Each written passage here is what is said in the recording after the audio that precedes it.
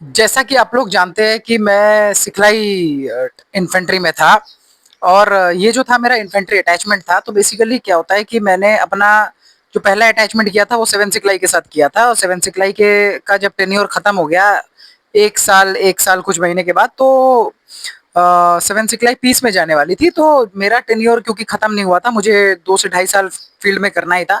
तो मैं अपना जो रेस्ट ऑफ द टेन्योर है वो मैं साइड स्टेप होके मैं चला गया 6 सिखलाई में। तो 6 सिखलाई जो थी वो मच्छिल सेक्टर में थी और सेवन सिखलाई जो थी वो झांगड़ सेक्टर में थी। तो झांगड़ में जब मैं था तो वहां पे काफी कुछ हुआ था। बट देन जब मैं मच्छिल में गया तो मच्छिल सेक्टर जो है बेसिकली वो आपका क्या होता है ना कि इंडिया का one of the hardest terrain भी माना जाता है। वहाँ का वेदर भी बहुत अनप्रिडिक्टेबल है, plus it is also the area with the highest number of infiltration attempt. मतलब जो टेररिस्ट होते हैं वो सबसे ज्यादा वहां से इन्फिल्ट्रेट करने की कोशिश करते हैं।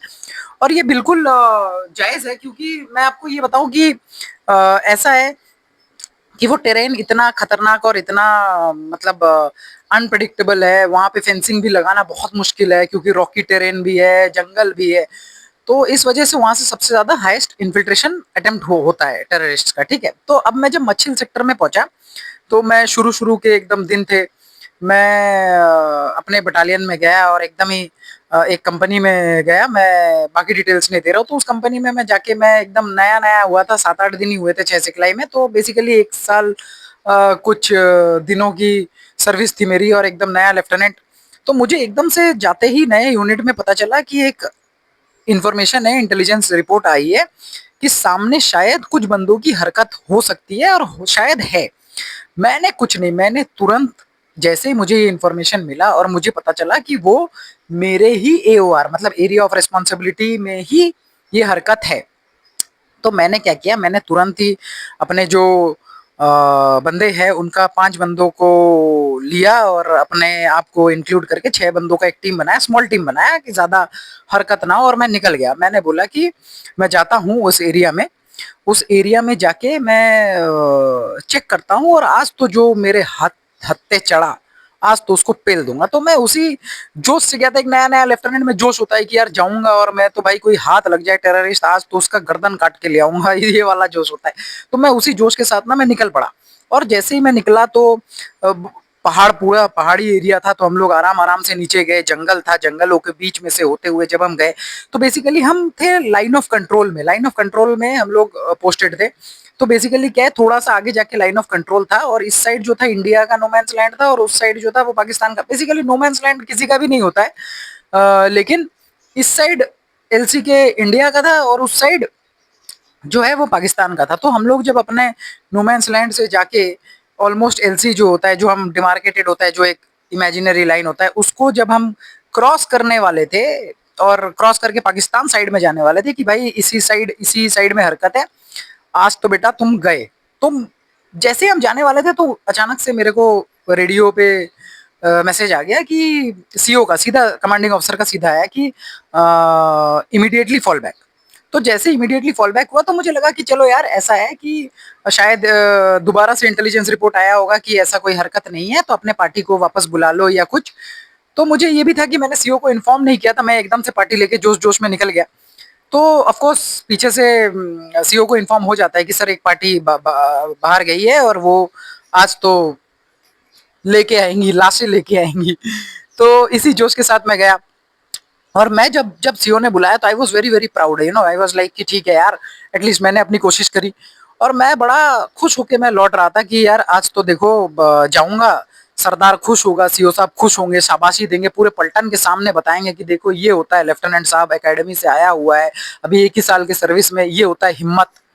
और फिर मैं ये सोच रहा था कि अगले दिन से ना एकदम मतलब एकदम हीरोइक एंट्री होगी, बंदे मेरे आंखों में आंखें मिलाएंगे और ऐसे वाला एकदम नजर ना कि साहब आप में दम है साहब, ऐसे वाला एक माहौल सोच के मैं अपने इमेजिन करके लौट रहा हूँ। But then of course I was very very alert.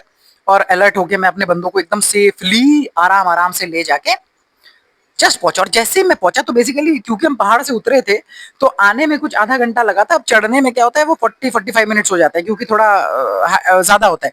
तो जब हम 40-45 मिनट्स आराम से चढ़े तो चढ़ के मैंने, I was to my utter surprise, CO साहब खुद वहां पे खड़े हैं मुझे मतलब एकदम बढ़िया बोलने के लिए और कॉन्ग्रेचुलेट करने के लिए। तो मैं सोचा यार सीओ अगर खुद आया हुआ है तो मतलब सोचो कि कितना बड़ा काम किया होगा तुमने। तो मैं देख के सीओ को और प्राउड फील कर, मैंने बोला आप तो सबके सामने भाई एकदम मेडल लेके जाएंगे, मुझे ऐसा लग रहा था। तो मैं पहुंचते ही मैंने क्या किया, मैंने अपने बंदों को खड़ा किया, खड़ा करके बोला कि सारे सावधान, और सीओ को जाके रिपोर्ट दिया कि सर ऑल ओके, सारे बंदे सेफ हैं, जय हिंद सर। तो जैसे ही मैंने बोला सीओ ने पूरे बटालियन मतलब जितने भी वो कंपनी था उस कंपनी के सामने और जितने भी जवान थे सभी के सामने मुझे उन्होंने एकदम से बताया कि you are fucking James Bond. जैसे ही बोला मैं इतना खुश हुआ कि देख रहे हो सीओ सबके सामने मुझे बता रहा है कि you are fucking James Bond. तो मैंने भी बोला यस सर। जैसे ही मैंने बोला ना सीओ और गुस्से से चिल्लाया, लेकिन इस बार उसका टोन अलग था, इस बार उसका गुस्सा था। उसने गुस्से से मुझे बोल रहा है कि एकदम कि ना एकदम you I am asking you are you fucking James Bond. और जैसे उसने बोला ना are you fucking James Bond तो मुझे समझ में आया कि you are fucking James Bond भी क्वेश्चन मार्क था, पर मैं सोचा कि वो सेंटेंस था। तो बेसिकली उसने पूछा कि are you fucking James Bond. तो जैसे उसने बोला ना कि are you fucking James Bond, तब मुझे समझ में आया कि अच्छा अरे ये तो पूछ रहा है। तब मुझे समझ में आया कि नहीं इसका जवाब तो नहीं होगा। तो मैंने बोला no sir I am not James Bond. तो जैसे ही मैंने बोला फिर तो सीओ ने जो गाली दी मुझे, एकदम बढ़िया बढ़िया गाली दी। वो बोलते हैं ना कि अरे कोई गाली दे रहा है, मैं सोच रहा था शाबाशी देगा, पर सीओ ने तो दबा के गाली दी मुझे और खूब सुनाया। और देखो हम लोगों की ट्रेनिंग ऐसी होती है ना, ट्रेनिंग में ही हम सीख जाते हैं कि गाली से कोई फर्क नहीं पड़ता, it is just a way of talking. But CO मुझे करेक्ट करना चाहता था और सीओ ने मुझे बोला कि अगर मेरे बंदों को या तेरे को भी कुछ हो जाता ना तो मैं तेरे को ना छोड़ता नहीं, मैं तेरी ले लेता। जैसे उसने ये बोला ना तो मैं सोचा कि यार क्या बढ़िया सीओ है भाई, मतलब मेरे को ही अगर कुछ हो जाता उसमें तो वो मेरे लौटने के बाद भी मुझे नहीं छोड़ता क्योंकि मेरे को कुछ हो गया। तो ये होता है कमांडिंग ऑफिसर का concern for his man. This is what is Indian army all about.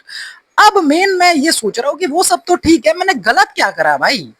बस यही हुआ होगा गलत कि मैंने उसको इन्फॉर्म नहीं किया। मैं गया तो अच्छे नेक इरादे से ही था ना। तब मुझे सीओ ने डांटते डांटते एकदम गाली देते देते बोला कि डू यू नो दैट कि bloody you have walk through minefield, तुझे पता भी है ये 65-71 वॉर के माइंस लगे हुए जो अभी अनमार्क्ड है और हमें भी नहीं पता और तू उसमें से ही चला गया। मैंने बोला अरे साला ये तो माइनफील्ड है मुझे पता है, लेकिन अनमार्क्ड है ये नहीं पता था कि कहाँ इसी मेरे एकदम सामने है, वो नहीं पता था। तो मैं उसी रस्तों से अपने बंदों को लेकर चला गया। अब सोचो मेरे को तो पता है कि भाई माइनफील्ड नहीं है, मैं तो आराम से जा रहा था। तो सीओ ने खूब सुनाया, तब मुझे लगा कि अच्छा ये हो गई गलती, इन्फॉर्म भी करना चाहिए था और माइनफील्ड के थ्रू भी नहीं जाना चाहिए था। ये तो गलत है, ये तो बिल्कुल गलत है। बंदों का लाइफ बिल्कुल रिस्क में नहीं डालना होता। टेररिस्ट तो देखो वो मरने के लिए आता है, एक दिन मारा ही जाएगा, पर अपने बंदे को कुछ नहीं होना चाहिए, ये हमारा मोटिव होता है। तो मुझे तब लगा कि हाँ हाँ ठीक है मैंने गलत किया। अब सीओ गाली वाली देके चले गए।